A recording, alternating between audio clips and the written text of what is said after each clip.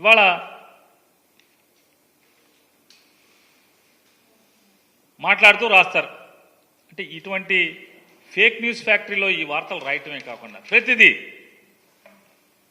Tadepalli camp office గురించి, Tadepalli camp office palace అని మాట్లాడతాడు లోకేష్ గారు మాట మాటకి. తాడేపల్లి ప్యాలెస్. నేను నారా లోకేష్ నాయుడు గారిని నేను ఒకటి రిక్వెస్ట్ చేస్తున్నా. నిజంగా మీలో ఎర్ర బుక్కు రాసింది నిజమైతే, అంత నిజంగానే మీరు కలేజా ఉన్న రాజకీయ నాయకుడైతే నేను మిమ్మల్ని రిక్వెస్ట్ చేస్తున్నా. హైదరాబాద్లో మీ జూబ్లీ హిల్స్ ఫోటోలు ఇంతవరకు ఎవరికన్నా చూపించారా? ఎవరన్నా ఒక్కసారి మీడియా టూర్ పెట్టండి. మీ హైదరాబాద్లో జూబ్లీ హిల్స్ ఇంటికి మీడియా టూర్ పెట్టండి, సాక్షి ఛానల్తో సహా. అలాగే జగన్మోహన్ రెడ్డి గారి ఇంటికి కూడా మీడియా టూర్ పెడదాం. లేదా ఒక రిటైర్డ్ జడ్జితో వాల్యుయేషన్ కట్టిద్దాం, ఒక టీం వేద్దాం, గవర్నమెంట్ నుంచి ఒక టీం వేయండి. మీ ఇంటి ఖరీదు, మీ ఇంటి బయట గోడల ఖరీదు, మీ ఇంటి గోడలు ఎంత ఎత్తున్నాయి, మీ ఇల్లు ఎంత విశాలంగా ఉంది, ఎన్ని వేల చదరపు అడుగుల్లో హైదరాబాద్లో జూబ్లీ హిల్స్లో మీ గడిచిన 2000 ఓడిపోయిన కాంచి 2019 నుంచి 24 దాకా మీరు, మీ నాన్నగారు, మీ అమ్మగారు, మీ శ్రీమతి గారు, మీ అబ్బాయి గారు కాపురం ఉన్నటువంటి ఇల్లు విలువెంత, ఇంట్లో వాడిన రాయేంటి, జగన్మోహన్ రెడ్డి గారి ఇంట్లో వాడిన రాయేంటి, దాని విలువెంత, దీని విలువెంత, జగన్మోహన్ రెడ్డి గారి ఇంట్లో బాత్రూముల్లో కానీ లేకపోతే ఆయన ఇంట్లో కానీ వాడుకునే సామాను విలువెంత, మీ ఇంట్లో సామాను విలువెంత, జగన్మోహన్ రెడ్డి గారి ఇంట్లో సోఫాలు ఖరీదెంత, మీ ఇంట్లో మీరు వాడుతున్న సోఫాలు ఖరీదెంత, ఆడిట్ చేద్దాం రండి.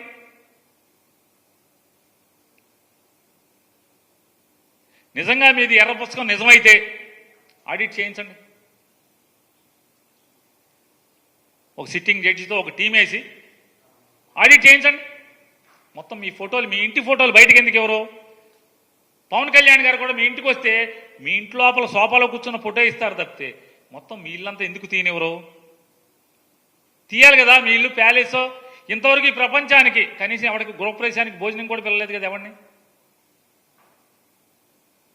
మీ ఇంటే రానివ్వరు కదా, ఫోటో తీయనివ్వరు కదా.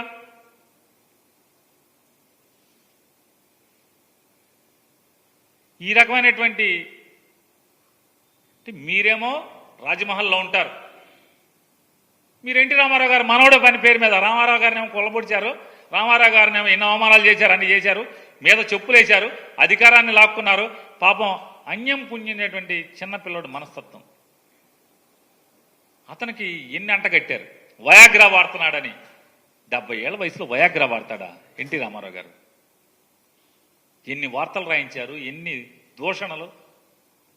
ఆయనేమో చాకరీ చేయించుకుంటాక ఒక ఆవిడ్ని పెళ్లి చేసుకుంటే, అన్నం పెట్టే దిక్కు లేక పెళ్లి చేసుకుంటే చివరికి ఆయనకి సెక్స్ కోరికలు, వయాగ్రాలు అంటగట్టి పిల్లోని పుట్టించాలంటున్నాడని అతని వ్యక్తిత్వాన్ని హననం చేయటం. అంటే నాడు ఎన్టీ రామారావు గారి దగ్గర నుంచి ఈనాడు కానీ ఆంధ్రజ్యోతి కానీ చంద్రబాబు నాయుడికి వంత పాడేటువంటి మీడియా హౌస్లన్నీ కూడా నాడు ఎన్టీ రామారావు గారి దగ్గర నుంచి ఇవాళ జగన్మోహన్ రెడ్డి గారి వరకు చంద్రబాబుకి వ్యతిరేకంగా చంద్రబాబు అవసరాలు తీరటం కోసం, చంద్రబాబు రాజ్యకాంక్ష తీర్చడం కోసం, చంద్రబాబుని అధికారంలో కూర్చోబెట్టడం కోసం ఎంతటి వ్యక్తినైనా వ్యక్తిత్వ హననం చేసిందే మాత్రం వీళ్ళు వదిలిపెట్టే పరిస్థితి లేదు.